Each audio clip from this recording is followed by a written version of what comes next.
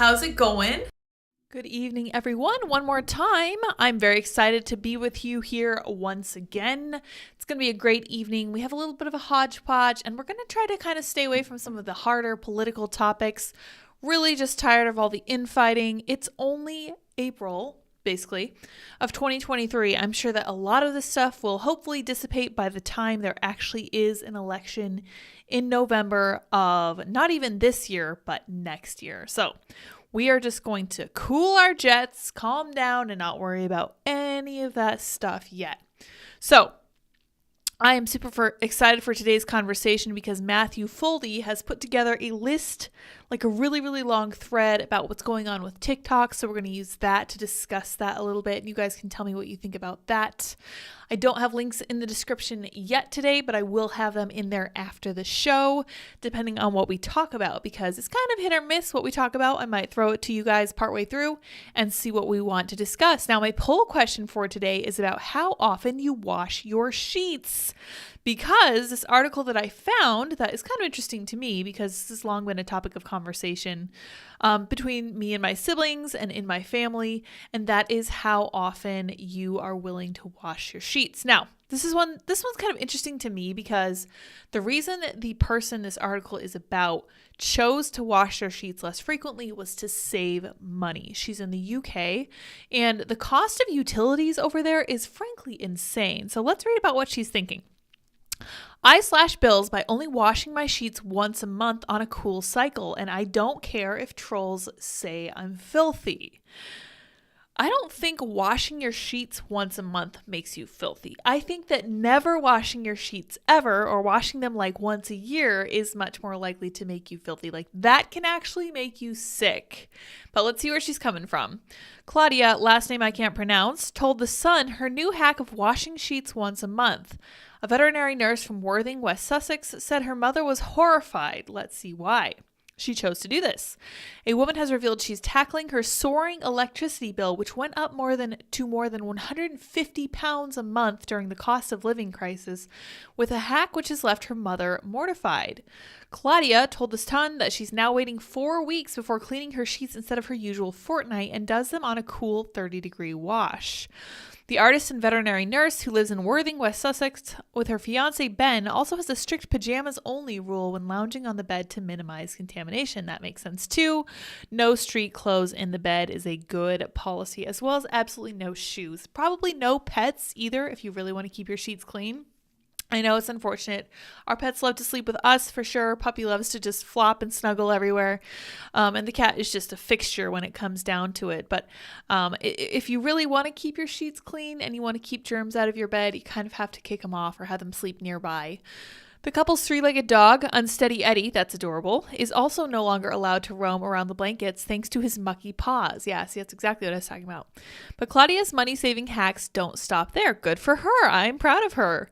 To get that freshly washed linen scent, she hangs the sheets outside on dry days, claiming the trick keeps them fresher for longer. That's a really good trick. That's something we used to do when I was growing up because we had the option to do so because we lived a little bit out in the country. We really enjoyed being able to do that, and my mom was always all about hanging stuff outside when she had a chance.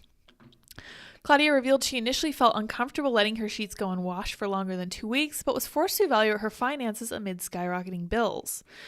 The couple was also spending a fortune taking care of their 300 exotic plants, so corners needed to be cut elsewhere. Wow. So I have a friend who's super into orchids, and probably similar levels of investment as far as taking care of those plants. It can get really crazy, especially if you have a wide array.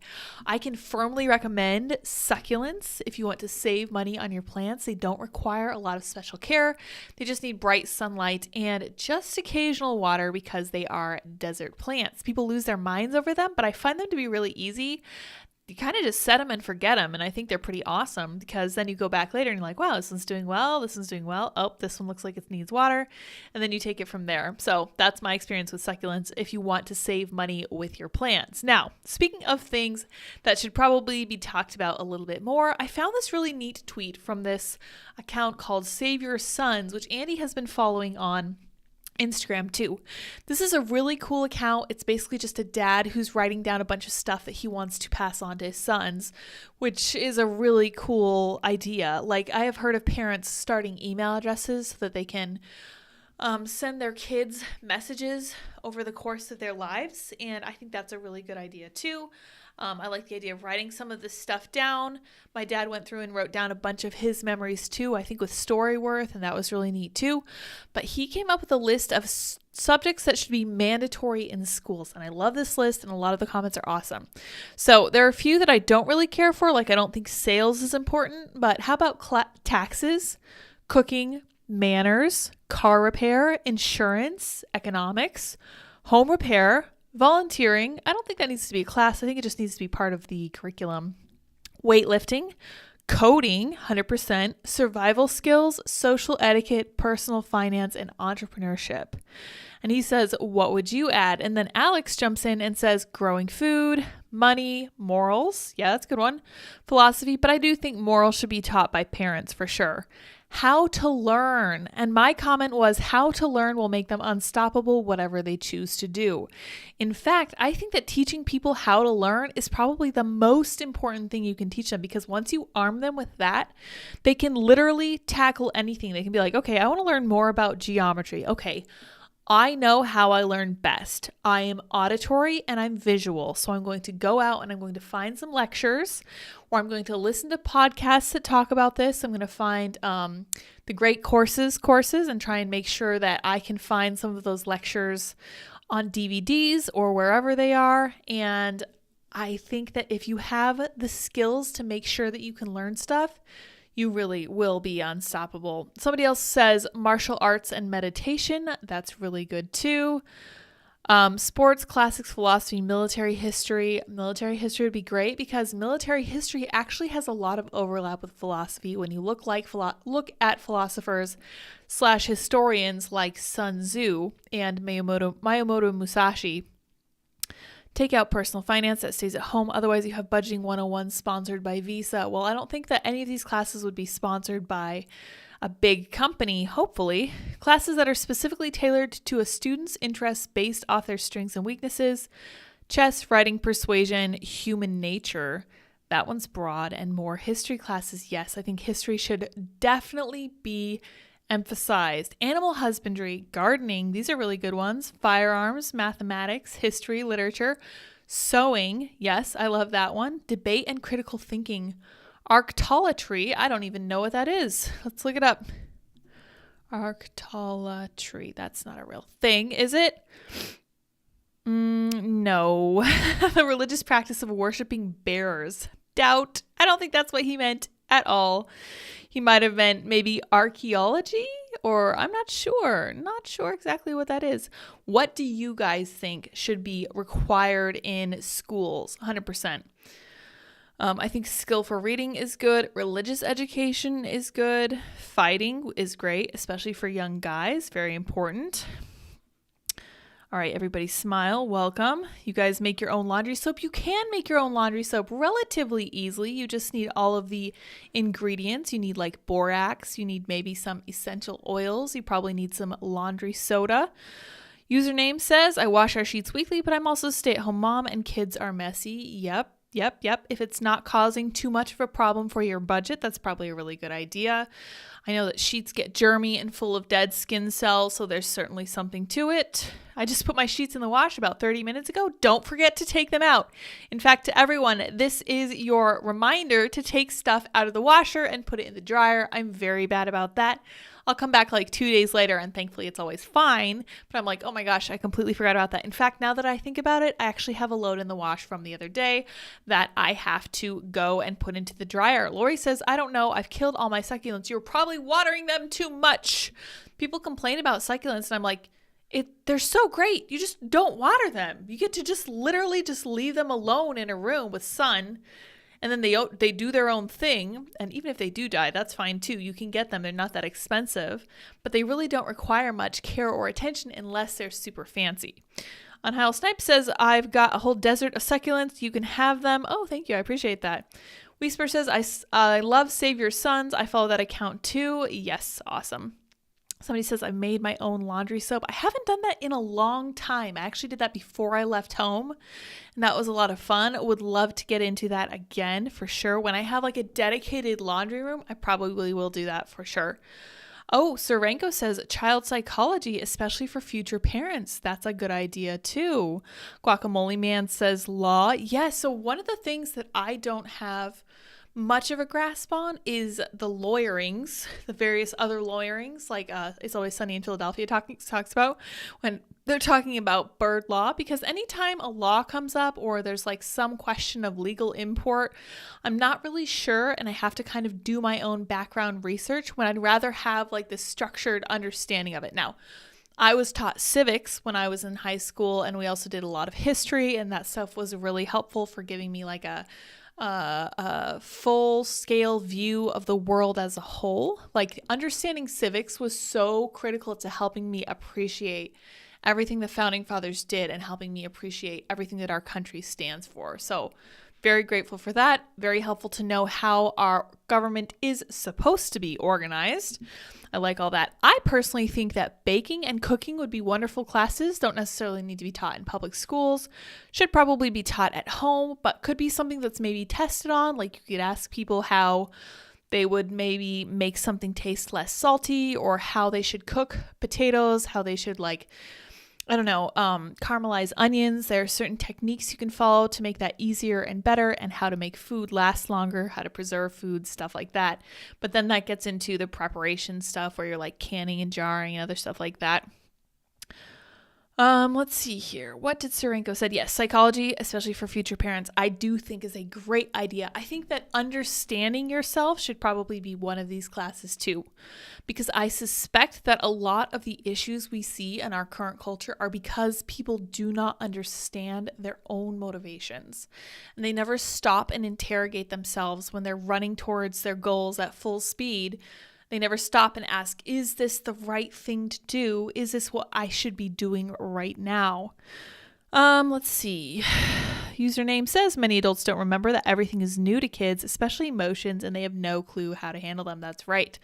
So I have heard and seen this a lot with toddlers. Toddlers have tantrums. This is well known, and a very strong tenet of conservative belief is that you should just tell kids what to do and then they should do it. There's a problem when it comes to toddlers because they don't understand what exactly you're telling them, and they don't even know the words you're using for their emotions. All they know is that they feel something really, really strongly, and they don't know how to express it. We actually have a friend who was telling us that their daughter was very, very, very good at expressing herself pretty much right out of the gate. So she never had tantrums. She was always able to say, hey, you know what? I would really like my bottle now. I really feel like I need a nap, whatever. And she wasn't like a fully grown, mature adult or anything, but she was able to say, this is what I think's going on now. I could use a little extra support, etc. Stuart, thank you, sir. The best thing parents can pass on to their children is critical thinking. People need to know how to question positively. Yes. I would say that's probably rolled into philosophy. Some of that stuff is kind of the Aristotelian concept of asking questions. And I do that on Twitter sometimes, and it really kind of annoys people because it's very simple. And I will ask leftists why. Why do you say that? Why do you think that? What made you reach that conclusion? And they get really irritated with it. In fact, they tend to block me for that more than almost anything else. Unfortunately, I've also started to see this blocking trend coming from the right as well lately. That's why I say we're going to kind of try to stay away from some of that tribalism stuff, because I'm confident, hopeful, that a lot of that stuff will die down over the next course of the next few months. Andy says the most important courses should focus on teaching people how to think, learn, and why. Great ideas. Whisper says our autistic son is mostly nonverbal. We have learned a lot. Yes, it's incredibly frustrating to be nonverbal. And this is one of the things that I learned when I was working with people who had strokes, especially for males. It's very, very, very hard. Well, it's similarly difficult for females because we're also very poised to want to try to express ourselves verbally.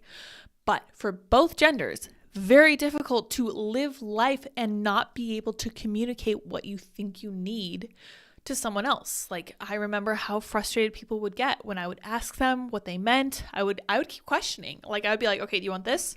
Do you want this? Do you want this? And I remember one lady in particular who was one of the greatest success stories. Here's Dip. Hello, Dip. And she was like, no, I don't want that. I don't want that. I don't want that. And I would just keep trying until we figured it out. And they'll give you these little sheets that say, like, I'm hungry, I'm thirsty, I want to go to the bathroom, all this other simple stuff. And they could even point to letters and kind of spell out words of their own. Would you like to add to this conversation? Dip's nonverbal. The language barrier is really rather difficult to work with sometimes. Like, I wish I could ask him why he's up here on my desk causing trouble. He just is. Cats are kind of inscrutable. I think even if they could talk, they wouldn't necessarily do that. Whisper said he was also our first child, so it was a very interesting journey to learn. Oh, wow, that is really hard as first-time parents for sure. Username says, toddlers are difficult. I let her have it out for a moment, then have her get up, and I talk with her. She may not understand all I say, but I tell her she's allowed to be mad, but not to have a tantrum. That's a very good rule of thumb. So one of the things that parents find is really helpful is to teach their young children sign language. And I think that's a really good idea because there is a lot that you can convey with just a few sign language symbols, and you can kind of make your message known even if you don't have a grasp of the English language. So that's something that we're probably going to be looking into in the future. All right, Andy says, retweet me, please. We are going to do that now. All right, let's do it. Tonight on Trad Queen Story Hour with Sour Patch Lids, is the clock running out for TikTok? Emojis. Let me retweet. That is our next topic. Let's switch on over to that. We have this whole awesome thread from Matthew Foldy, whom we had on Timcast IRL. Great mover and shaker over there in Maryland for sure. New from me at The Spectator. I am at today's long-awaited TikTok US hearing where the communist spyware CEO is going to gaslight America. Well, tell us how you really feel, Matthew. He is now on Capitol Hill. He's now on Capitol Hill with a socialist congressman and a Biden-tied Mao lovers firm in his pockets. Good times. That is just great things on the horizon. TikTok CEO is gearing up for a grilling in Congress, but he's got some new powerful allies in his corner. A political consultant firm whose founder lavished praise on Mao Zedong and is now one of Biden's top aides, and a socialist congressman who, fill in the blank. Let's read the Spectator article. Let's look at his article first. Biden advisor Anita Dunn and Congressman Jamal Bowman are helping the Chinese tech giant. That's right. In fact, Jamal Bowman said that, the only reason that Republicans want to get rid of TikTok is because they're just not as cool as we are. And I was just like, are you freaking kidding me? There are parents whose children have committed suicide because of trends they saw on TikTok. People have every right to be concerned about TikTok. It is directly affecting their children, and there is grave concern that it is a national security risk. This is not something that we should be taking lightly, and I would contest it is not even something that we should be making jokes about, certainly not when it comes to partisan differences on the app. We should definitely be examining it seriously. TikTok CEO is gearing up for a grilling in Congress, but he's got some new powerful allies in his corner, a political consulting firm whose founder lavished praise on Mao Zedong and is now one of Biden's top aides, and a socialist congressman who thinks banning the Chinese spyware is racist. Of course he does. Xiaozi Chu, the company's CEO, is headed for a House Energy and Commerce Committee where Republicans are planning to press him in the national security concerns posed by the video app's parent company ByteDance's ties to the Chinese Communist Party. Chu is an odd person to push back against the claims by Republicans and increasingly some Democrats that TikTok is inextricably linked to the CCP. The Wall Street Journal recently reported that Chu, while working as a venture capitalist, was one of the first investors in ByteDance. As a Chinese company, ByteDance is subject to the Chinese law that requires companies to give the government any personal data relevant to the country's national security, per the AP. So this is no secret. This is pretty much out in front, wide open to anyone who is willing to ask. This is in the AP. In fact, Chu briefly served as the CFO of ByteDance before he and the founder decided he would be better off running TikTok, the journal reported. The Chinese government itself actually has taken a stake and a board seat in TikTok owner ByteDance's key Chinese entity, Beijing ByteDance Technology, according to Reuters.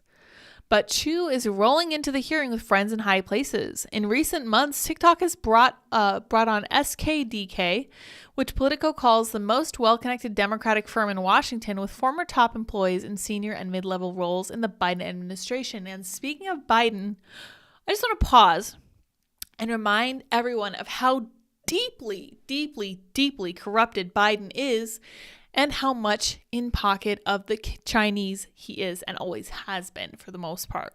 Lots of money came into the Biden's pockets because of China, and that apparently has not changed and probably never will.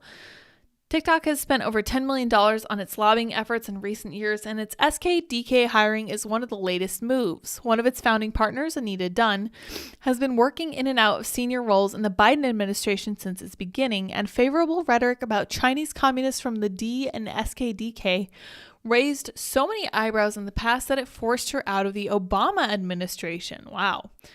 In 2009, Dunn told a group of high schoolers that the mass murderer Mao Zedong was one of her favorite political philosophers. Dunn said that the mass murdering Chinese leader and Mother Teresa were the two people that I turned to most when blazing her own trail. Holy cow. Shortly after she made these comments, she resigned from the Obama White House. Now, Dunn is in the Biden White House as a senior advisor, where she's joined by a ton of her former SKDK colleagues, including Deputy White House Communications Director Kate Berner and Herbie Ziskend, Deputy Pentagon Press Secretary Sabrina Singh, and Interior Department Press Secretary Tyler Cherry, per Politico.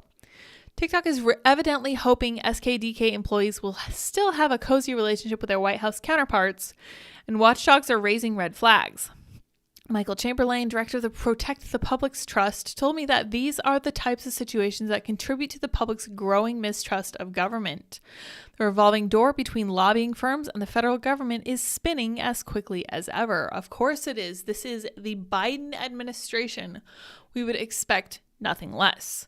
There's currently no evidence of SKDK directly working with anyone in the administration on TikTok specifically, but Chamberlain pointed out that the Biden administration gives a lot of leeway on ethics. While federal employees are prohibited from engaging with their former employees under many circumstances, we've documented more than 70 waivers handed out by the Biden administration to exempt political appointees from certain restrictions, including relaxing constraints on the number of former lobbyists, he said. None of this is surprising to me. Is any of this surprising to you guys? I would literally expect nothing less from the Biden administration. It's not just Republicans on the House side who are concerned about TikTok.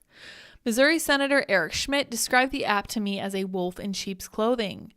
I'm told to expect some fireworks during the hearing. As for Chu's remarks, they are unlikely to find too receptive an audience at this juncture, according to Congressman Flood. There is building bipartisan consensus that we need a total TikTok ban in the U.S. and we need it now for the good of our children and the future of our country. And JJR adds, yes, it's like crack for sure. Username says it's definitely frustrating to see such obvious corruption and be unable to do anything about it. Yes, it really is. In fact, I constantly complain about the Biden administration and how openly corrupt it is. They have no qualms about any of this stuff. So Matthew just goes through and kind of breaks down his article into a bunch of different tweets, which good for him. I always appreciate a good thread. Let's see here. I think he's just re-quoting the article. Yeah. Okay. Cool. Yeah. So I think that the TikTok thing is going to continue to bubble for a really long time, but I do think there is significant bipartisan support to the degree that we're probably going to see a ban relatively soon. Now, I won't place bets on when it'll be, but I'm curious if you guys think that, Biden will sign a bill that gets rid of TikTok, given how deeply invested he is in Chinese interests. I would be willing to bet that he will veto that kind of bill, but it probably would be very, very, very unpopular if he were to do that. But I don't know. I'll have to see. Let me know what you guys think. Whisper says, I believe he played some parts live. That's awesome. Stuart says, more studies need to be done on social media on dopamine and the depletion of the aforesaid neurotransmitter. I completely agree. Nightmare, hello, welcome. Thank you for joining. Thank you for your wonderful music. We enjoy that every evening. All right, guys, this is what I wanted to talk about most of all this evening, but there's not a whole lot here, so we'll see how far we go.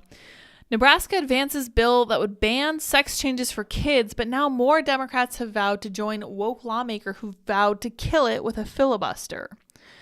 Omaha Senator Michaela Cavanaugh has promised to filibuster every bill that comes before lawmakers for the rest of the 90-day session. Introduced by Republican Senator Kathleen Kauth, the bill would outlaw gender-affirming surgeries. Gender-affirming. This is not gender affirmation. This is therapies that horribly, irreversibly alter children's sexual function for the rest of their lives, and it's truly horrifying and scandalous. The progression of the law comes as Georgia today signed their own version of it into law. Nebraska's state legislature has advanced a proposed bill to ban gender-affirming care for minors, although more Democrat lawmakers have vowed to join forces with a colleague who says she will kill the plans using a filibuster. On the third day of the debate, the bill was voted into progression as members of the LGBTQ community gathered in the Capitol to protest the bill, that is insurrection, I'm told, booing lawmakers as they left the legislative floor. Members of the chamber begged their colleagues to reconsider their support for the bill even after threats of filibuster the rest of the session. Omaha Senators Megan Hunt and Michaela Cavanaugh promised to filibuster every bill that comes before lawmakers for the rest of the 90-day session. Well, at least you know their agenda, right? This is the only thing they care about, and they will stop everything else in its tracks so they can push this through by any means necessary. By the end of Thursday's debate, other lawmakers had vowed to join the effort, including Omaha Senator Jen Day and Lincoln Senator Danielle Conrad. The proposal sparked a 3-week-long uninterrupted filibuster by Cavanaugh, who followed through on her vow in late February to filibuster every bill before the legislature. This is just so insufferable. I love when politicians get up there and decide that their pet thing is way more important than anything that their constituents actually want. I am very glad, however, to see that the Texas Millstone Act successfully passed, I believe very recently. There's a reason they called it this. This is from a verse in Matthew that talks about what it means to God and to Jesus when people choose to mislead children. It is better, the verse says, that a millstone be tied around their neck and then that person be dropped into the ocean. Basically, the concrete shoes type of approach that the mafia used to take. Very, very graphic description, and it shows exactly how clear the Bible is on this kind of thing. Would prohibit gender mutilation procedures for people under 26. As more people have taken advantage of by greedy physicians, the Texas Millstone Act would help protect innocent people from these life-altering procedures. That's wonderful. As the fight to end gender mutilation practices in Texas continues, new legislation has just been filed that would prohibit doctors from providing so-called gender transition procedures to anyone under 26. This page is weird and it wants to scroll a lot anytime I try to scroll down. Just bear with us here. State Representative Tony Tinderholt filed House Bill 4754, or the Texas Millstone Act, which would prohibit doctors from providing hormone-blocking drugs or mutilation services to anyone younger than 26. Anyone guilty of violating the act would face a state jail felony, and their medical licenses could be revoked. Good. 100% good.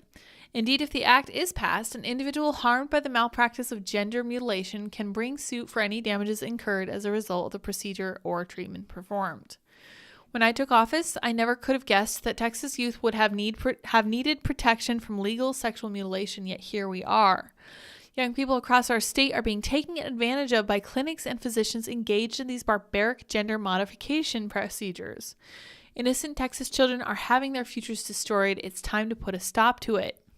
Increasingly over the past decades, gender mutilation practices have been skyrocketing throughout the country, especially in minors, where children are prescribed life-altering drugs during the beginning stages of puberty.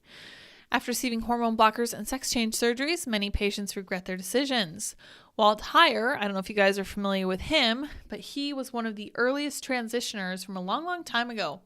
Started his transgender journey at the age of 4 years old when his grandmother repeatedly cross-dressed him. This eventually led to him mutilating his body at the age of 42 and transitioning to a woman. His doctor told him that the only way to fix his childhood trauma and gender dysphoria was through a sex change. As more stories come out about children and adults regretting making these life-altering decisions and doctors using gender dysphoria as a means to create lifelong patients, legislators are continuing to pile on bills to end the practice. It's the responsibility of Texas lawmakers to step in and defend the next generation from these evil procedures. The overwhelming scientific consensus is that the human brain is not fully developed until near the age of 25, and our laws should reflect that. What do you guys think about that? Because Maryland Democrats were actually considering an act, some kind of political movement, to make it so that people who are under the age of 24 could not be charged with, I believe, felony murder because, to quote them, their brains aren't fully developed. What do you think? If that's true there, is that true here as well? Is there a difference in the conversation? How should we address that? Tinderholt says the Texas Millstone Act is named in reference to Matthew 18:6, but whoever causes one of these little ones who believe in me to stumble, it would be better for him to have a heavy millstone hung around his neck and to be drowned in the depths of the sea. The bill has not yet been referred to a committee in the House, so we'll see what happens with that. I'm very excited for both of these things, very optimistic. I know Utah passed something similar, and lots of states are passing this kind of thing. I'm sensing a huge trend here, and it's very, very exciting, despite these politicians who are trying to filibuster all of this stuff so that they can get their pet political causes through instead of actually serving their constituents. Guacamole Man says they're a cult that would vote for whatever they're told. Everybody Smiles says Nebraska here. Senator Megan Hunt stood up yesterday and said that she will not back down because her 12-year-old son is trans and this would affect her ability to parent. So she definitely has a conflict of interest and shouldn't have the ability to vote on this. Sorry, it's just how I feel about that. Everybody Smiles says Senator Hunt basically stands for everything I'm opposed to. Very frustrating indeed. Well, then you have to ask yourself the question, why is she in office in your state? That means that there's work that needs to be done in your state. And I think that that's helpful because one of the things we notice about like Republican presidents is that gun sales actually drop because we assume everything's fine. We don't need to defend our own rights anymore because we have somebody in our side in office, right? But when you have someone who's not on your side in office and they are standing for everything that you're diametrically opposed to, that's going to make you much more likely and much more willing to be ready to jump in and fight. And I think that's a very positive thing. Texas Ranger says, so Maryland was trying to legalize murder. The Army lets 17-year-olds join. That's a good point. So we need to decide as a culture when a brain is fully developed. Is it 18? Is it 21? Or is it closer to 25? Because it's 18 for some things like joining the military. It's 21 for other things like smoking, drinking, gambling. And then it's 25 if you listen to the Maryland Democrats. And also I think that we should maybe consider that 25 is closer to being accurate. Now, I don't think that we should be legalizing murder like the Maryland Democrats want to do. I think that's insane. But I do think we should be considering that we're not really fully developed until maybe a little bit later than we thought we were. So definitely something that needs consideration. Username says, okay, that's a cool name for a bill. I completely agree. Biden won't ban TikTok, says Lori. Let's see. Place your bets now. I'm very curious. Biden vetoed the ESG bill. He'll definitely veto anything related to TikTok. Can't take away one of China's favorite weapons against the U.S. Yes, so it's very, very hard to see someone who is very much in opposition to the actual goals of the U.S. be in office. It's kind of disgusting, very hard to watch, but on we go. The only thing we can do is attempt to push our ideas and keep encouraging people to do the right things and make sure that people know that it's very important that they remain politically active and vote and take all of these necessary steps. All right, you guys, we have a couple of these stories back to back, kind of frustrating. Pentagon diversity chief receives no disciplinary action after a probe into anti-white posts. The Pentagon's Diversity, Equity, and Inclusion chief, Calissa Wing, said, if another Karen tells me about her feelings, I might lose it. Now, that's not all she said. I hope they put the tweet in here. It was pretty crazy. The Pentagon said it will issue no disciplinary action to its former Diversity, Equity, and Inclusion chief, Calissa Wing, over a series of divisive statements about white people, according to a Thursday letter to Representative Elise Stefanik's office, who sits on the House Armed Services Committee. Wing was appointed as a Diversity, Equity, and Inclusion chief at the Pentagon's Education Wing, the Department of Defense educator activity, in 2021. She was involved in curriculum at DODEA, which services over 60,000 military-connected children at 160 schools around the globe. Good, so she's in charge of the curriculum that military children are learning from. That's so wonderful. She stated that her goal was to tear down the system in education. When asked about whether it was time for a racial reckoning and revolution, she responded in the affirmative. Wing was put under probe by the Pentagon on September 17th over tweets which referred to white people as Karens. I'm exhausted at these white folks, with an X, in these professional development sessions, she said. This lady actually had the caudacity, I don't know what that is, I don't speak that language, to say that black people could be racist too. I had to stop the session and give Karen the business. We are not the majority. We don't have power, Wing said in a tweet. Caudacity is a slang term that is used to describe audacity demonstrated by white people. That's dumb. In another occasion, Wing responded to a user who said, I'm exhausted by 99% of white people in education and 95% of the white women. Where can I get a break from white nonsense for a while? Wing responded, if another Karen tells me about her feelings, I might lose it. The Pentagon reportedly dragged its feet at releasing the findings of the investigation. The Undersecretary of Personnel and Readiness, Gil Cisneros, was presented with the findings starting in October. Cisneros said Thursday, what on earth is this picture? This is horrifying. Don't worry about that. That's nothing. Cisneros said Thursday that the Pentagon determined that the employee was speaking in a personal capacity. As a result, the director, DODEA, took no disciplinary action. Separately, as part of the headquarters restructuring, the employees were reassigned to another position that does not include diversity, equity, and inclusion-specific responsibilities. I guess that's good, but that person still works at the Pentagon. So these are the people who are in charge of a lot of our military stuff, and to me, that's incredibly troubling. I don't like that. She denied her posts were divisive, stating, no, I did not make disparaging comments against white people. I would never categorize an entire group of people to disparage them. You can literally read her tweets. That's literally exactly what she did. I think she just assumes that nobody can read. As a result of these tweets, 22 House Republicans demanded immediate action to investigate the former diversity chief for egregious bias. The woke ideology is destroying our military and poisoning the minds of American children, Representative Elise Stefanik has said. If President Biden wants to know why he has a recruitment problem and low morale, he need look no further, Senator Tom Cotton commented, and Tom Cotton has been in the military. I believe he was in the Army too, so he would know. I would certainly listen to him.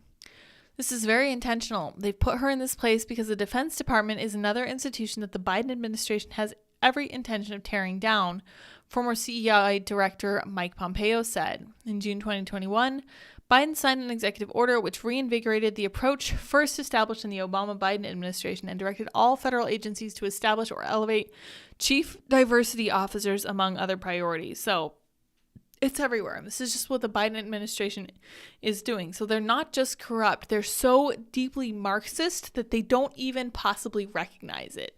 They're just pushing this kind of stuff relentlessly. A few months later, Wing was selected for the high-ranking position that was involved in every aspect of the Pentagon schools for military-connected children, including curriculum, professional development, and hiring.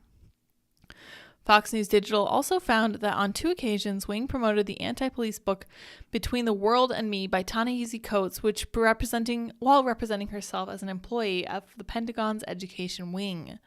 Coates called the 9/11 responders menaces. Wow. He said, they are not human to me, black, white, or whatever. They were menaces of nature. They were the fire, the comet, the storm, which could, with no justification, shatter my body. Ta-Nehisi Coates is similarly Marxist. Wing also advocated for Between the World and Me to be used in classrooms in 2018. Great. She's been at it for a while. The Pentagon was one of the targets of radical Islamic terrorists on September 11th. 125 people in the Pentagon and 59 people aboard American Airlines Flight 77 were killed. Wing has also co-created children's books that say that white people must confess their privilege and were de facto hurting black people by being benefactors of unearned advantage.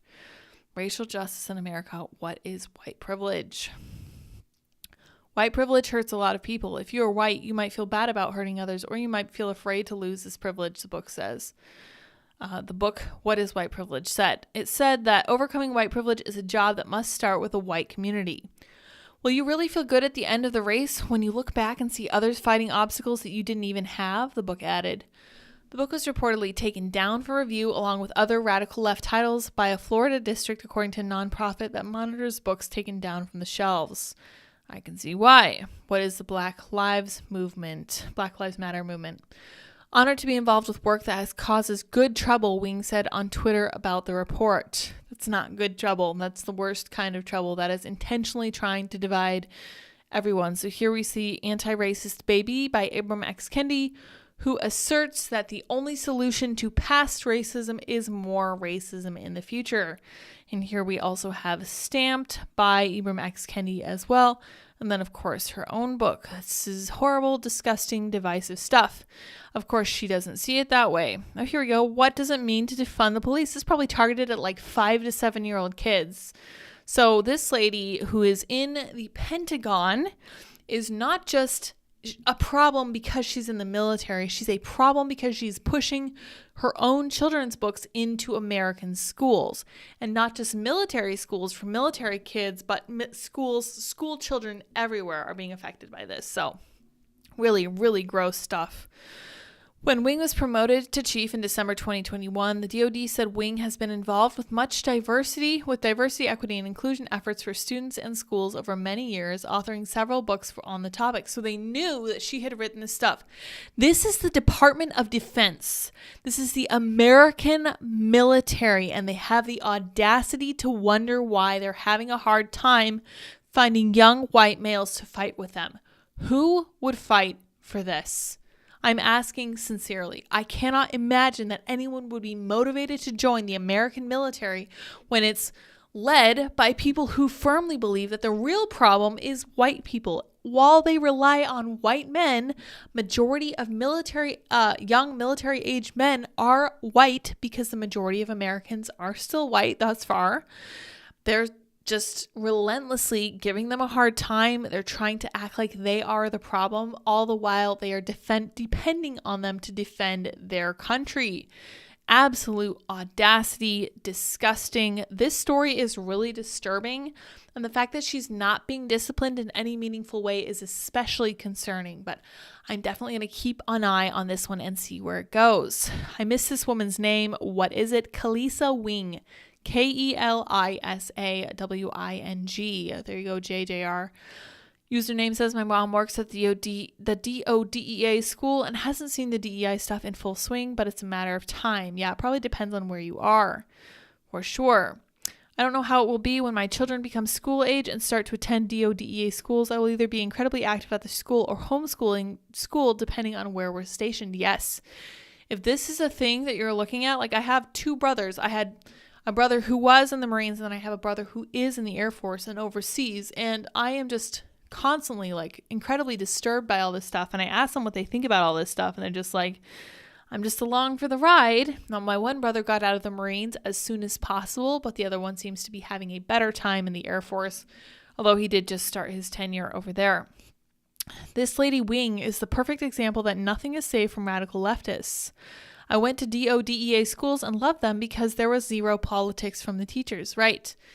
It is everywhere. And I have to admit that as somebody who grew up in a military home, not home, my dad wasn't military, but as somebody who grew up in a military town, I never thought that this stuff would get into the military. I did think it would get into healthcare, and I was correct about that, but I thought surely the military will be the last place this kind of stuff affects. Well, I was completely wrong about that, and I don't see it getting any better in the future, especially if they don't do anything about this. This is very, very, very important that we elect a Republican president in 2024, which is why it's so frustrating to me to watch ridiculous infighting between different camps on the Republican side. I checked out Trump's Truth Social account today, and he had tweeted 15 seconds before I looked at it. And his previous truth was something like 1 minute before that. And he had just been relentlessly going after members of his own party. I have to say, we honestly have much bigger fish to fry, and I do not trust someone who is willing to throw everything else to the side just to make someone else appear to be lesser. I have a very, very hard time with that. I want somebody who cares seriously about the very big issues that the U.S. is facing, and right now, I'm not seeing that from former President Donald Trump. I am so incredibly, heartbreakingly disappointed with that. It's really, really troubling to see because we really need to bounce back from a Biden administration. We need somebody who really cares about the state of the country and somebody who's really willing to stand up for this kind of idea. Where you see this pushback against these kinds of books like The Wing is pushing and writing is in Florida. And I hope that other states will start to take pages out of their book too. Until then, it's possible that Florida is just the best place to be. So we'll see what happens there. Hopefully, DeSantis can at least stay until his 2026 tenure is up. And Florida will elect somebody similarly good. Hopefully they've learned their lesson that they really benefit from like an actual GOP conservative governor, but we'll see what happens there. I do think that DeSantis is great for Florida and they definitely need him. But at the same time, I care very much about the rest of the country too. And I'm just like, what are we going to do? I just don't know. All right. In a similar vein, the Stanford equity dean who sparked fury when she ambushed conservative judge at law school event and stoked woke students' protests brags about her behavior and refuses to apologize. So this sounds exactly like Kalisa Wing. Tyrion Steinbeck has hit back after being slammed for her treatment of Trump-appointed judge. Judge Stuart Kyle Duncan was greeted with posters along the walls of prestigious university and angry protesters screaming at him. In her first public rebuttal over the incident, Steinbach said that she intended to deploy de-escalation techniques. Yeah, she's not doing that. In an op-ed for the Wall Street Journal, she bragged about her behavior and refused to apologize. Earlier this month, Judge Stuart Kyle Duncan, this we know, was greeted by protesters. He was asked to give a speech at the famous law school earlier in March about the Circuit's Court of Appeals by the student chapter of the Conservative Federalist Society, but was met with abuse. It was really just the most boring topic in the world, and they couldn't even let him have that for the crime of being placed by President Trump. Associate Dean for Diversity, Equity, and Inclusion, there we go again, said DEI stuff. Steinbach stepped in during the screaming, but instead of calming the students down, she started lecturing Judge Duncan for 6 minutes using pre-prepared notes.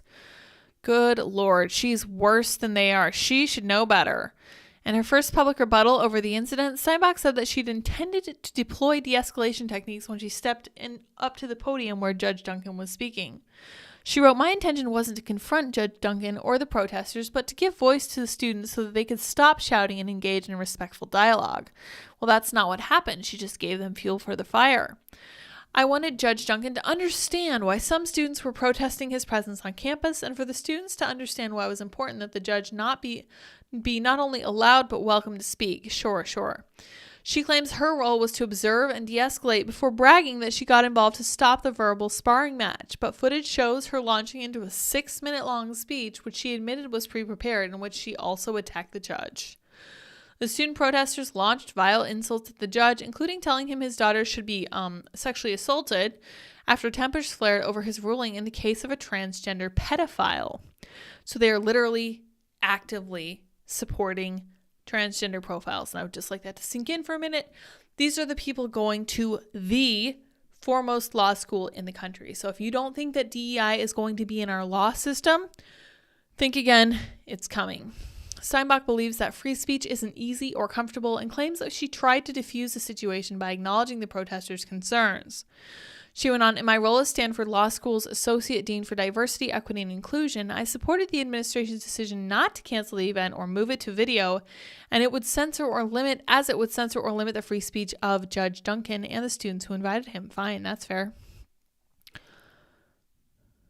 Instead, the administration and I welcomed Judge Duncan to speak while supporting the right of students to protest within the bounds of university policy, but that's not what happened, was it? They went way, way, way beyond the bounds of university policy, and they were just screaming and abusing him, and you did nothing to stop it. In fact, you took the opportunity to lecture him as well, which is just so disgusting. And honestly, the students at this school have absolutely zero role models, and it doesn't surprise me that they behave the way they do. In fact, the only role models that they do have are on the exact same side as they are and pushing the exact same ideas. So Stanford actually issued a letter of apology to Judge Duncan about the actions of Tyrion Steinbeck. And it goes on to talk about this particular judgment that Judge Duncan made, but at the same time, it's very, very silly because if you go to a law school, you need to recognize that rulings are going to be made regardless of political affiliation. And that's just something that you should 100% come to terms with, because that's something that's just going to happen. And you can scream about it, or you can adjust to the fact that it's reality. Those are your options. You can't really just say, I'm going to complain about this and then it's going to change. It is not going to change just because you don't want it to. Oh, good point. Dragon Lady points out CRT started out in law school. That is a good point. In fact, for a while there, they were trying to pretend that CRT was only taught in law schools. Serenko says, I have ad block on now, but it's sometimes miss with wild photos they make for the ads. Yes, that is crazy. I actually had to turn my ad block off because Daily Mail was not giving me the option to show any of their articles unless I allowed their ads. National Archives. Okay, so I don't know how much more we want to go on. We might try to keep these a little bit shorter as we move toward April, because we're going to be moving over to 7 p.m., the 7 p.m. time slot. That's going to be a lot of fun for sure.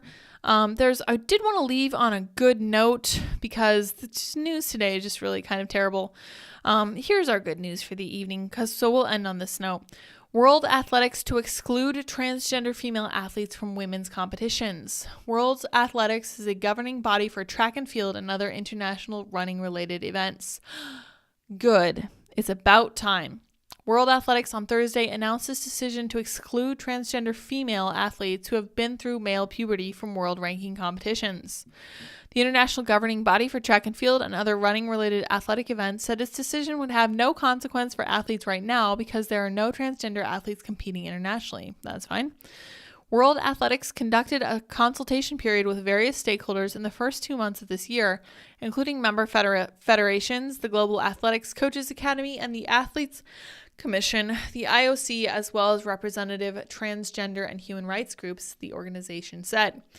It became apparent that there was little support within the sport for the option that was first presented to stakeholders, which required transgender athletes to maintain their testosterone levels below 2.5 nanomoles per liter for 24 months to be eligible to compete internationally in the female category. In terms of DSD regulations, World Athletics has more than 10 years of research and evidence of the physical advantage that these athletes bring to the female category. However, there are currently no transgender athletes competing internationally in athletics, and consequently no athletics-specific evidence of the impact these athletes would have on the fairness of female competition in athletics. In these circumstances, the council decided to prioritize fairness and the integrity of the female competition before inclusion. Good for them. World Athletics President Sebastian Coe said the rules wouldn't last forever. Very interesting. We are not saying no forever, he said. World Athletics said there would be further studies done to consider transgender athletes' inclusion in sports. And Jesse Kelly made a really interesting observation that I'd like to pull up now. Jesse Kelly. Yeah, okay, so let's see here. We're going to go to his actual home because I want to see what he had to say about female sports. Let me see if I can quickly find it. I don't think it is. Nope. Okay, it won't be that easy to find, but let's see. All right, so he sometimes does these little responses where he's just like 1 or 2 words that he says in response to something else. Oh, I might have a hard time. Yeah, okay, so here we go. I've dumped on female athletes a lot for not boycotting things when there's a he-she playing, but the truth is women aren't built for that. They stress too much about what people think. Men should have fought this fight, but we gave our leadership roles to women years ago. That's a very interesting observation. You guys can let me know if you agree or disagree. I personally place a lot of the blame for this kind of delegitimization of the male viewpoint on feminism. So I won't fully blame it on men, but at the same time, men are the more disagreeable gender, and they've won all the battles they've fought in the past. So I really think that this is something that they could have put an end to. In fact, this first comment says a bunch of feminists want to be in positions of power, and as usual, their own interests will get destroyed. Men shouldn't abdicate responsibility, and women shouldn't want them to either. Of course not. Right. So women of good faith do not want men to abdicate responsibility. They want men to be strong and forceful and to help them fight their battles. And it's very, very important. I feel like that is one of the things that we've lost when we have tried to act like there actually is a battle of the sexes. There is not. We should be working together. We should be focused on helping one another. We should be making ourselves stronger so that we can make the other gender stronger. And that's what a good marriage still looks like. That's never going to change. But when you don't understand that, you end up with this kind of thing where men are just winning all the female competitions and guys aren't sticking up for women because, I mean, women have basically said, we want you to get out. We're not interested in what you think. That's not how it should be. Ekim says, good, our female athletes don't need the risk of being raped. That is a great point. I don't even think it's about that. It's about being out-competed. Like, I was reading something earlier today about how there was a woman who completely dropped out of sports altogether because she said it didn't matter how hard she trained. She just kept losing. She just could not win because she was competing against men. And I'm like, wow, that's really hard to see. It really is. And I understand how difficult that must be. But at the same time, it's that should fuel you to push back on this stuff, because at the end of the day, if nobody else is going to stand up for you, it has to be you, as hard as it will be. And it's just hard. It should not be that way. And I don't think that there's really no excuse for it. But I think that it's something that we need to think about very deeply. And I think we need to find ways to fix the battle of the sexes so that we can actually have a meaningful culture focused on real problems moving forward. Because this really seems to be something that we've fully forgotten. But I don't know. You guys let me know what you think. Let me know how much we should dump on feminism. I personally don't love feminism, but I think you know that about me. I don't think any of you guys do either. I don't think you would be listening to me if you did. And if you do deeply care about feminism, that's fine too. You can let me know that as well, and I will politely disagree with you, but you can at least explain your point of view, because I don't like the idea of cutting people off and not giving them the opportunity to explain themselves. So let's see what you guys are thinking, and then we're going to wrap it up. Dragon Lady says, bingo, right on target. Thank you very much. I am always on target. Just kidding. Don't ask Andy. He will say I'm not. Gordon says, the thing I don't understand is that trans women get to compete in women's sports and trans men get to compete in women's sports. Right.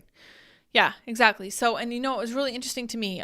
Chad Felix Green asked on Twitter earlier today, I think it was, why we don't see, or why we view men in female sports or in female spaces as more of an issue than we view females in male spaces or male sports. And I was like, okay, well, I think really what it boils down to in that regard is that men are more capable of and more willing to inflict violence. I just think that's it at the end of the day.